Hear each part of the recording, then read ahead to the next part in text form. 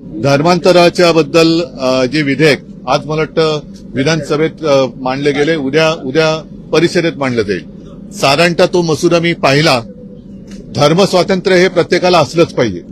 कोणी कोणत्याही परिस्थितीत जोर जबरदस्तीने किंवा कोणाच्या असहायतेचा फायदा घेऊन लांडी लबाडीने आमिष दाखवून धर्मांतर करत असेल तर त्याला आमचा विरोध आहेच. म्हणून ह्या धर्मांतर विरोधी किंवा धर्म स्वातंत्र्य म्हणून काहीतरी नेमकं एक नाव द्या विधेयकाला आमचा पाठिंबा आहेच. आणि अशा प्रकारे म्हणजे धाक दपटशा दाखवणं, ईडी, इन्कम टॅक्स, सीबीआय आपलं नाही काय धमक्या देणं, त्याच्यानंतर 50 कोके देतो सांगणं, असं करून जर कोणी धर्मांतर करत असेल तर त्याला आमचा विरोध आहेच. मात्र तो संपूर्ण ते मी बिल त्याची चालत असताना काही प्रश्नांची उत्तरही मिळणं गरजेचं आहे ती जनतेसाठी. याचं कारण असं की त्याच्यात असं नमूद केलंय की गेल्या काही वर्षांमध्ये मी आता शब्दशः नाही सांगत, एक सारांश सांगतो.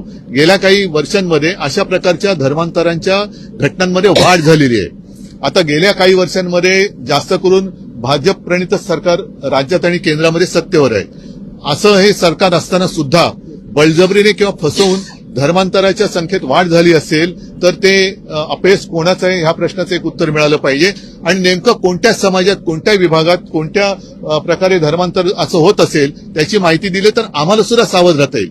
आमचे सुद्धा कार्यकर्ते तिकडे तत्पर राहतील की कोणी कोणावरती जोर जबरदस्तीने किंवा आमिष दाखवून फसवणूक करून असहायतेचा फायदा घेऊन धर्मांतर करत असेल तर त्याला आम्ही सुद्धा विरोध नक्की करू. तर ही सगळी माहिती आणि काही 2-4 आणखीन प्रश्न असतील ते प्रश्न हे सरकारी भाषेत पटलावरती ठेवावेत अशी आमची मागणी आहे. कारण आम्ही ह्या बिलाला पाठिंबा देतो.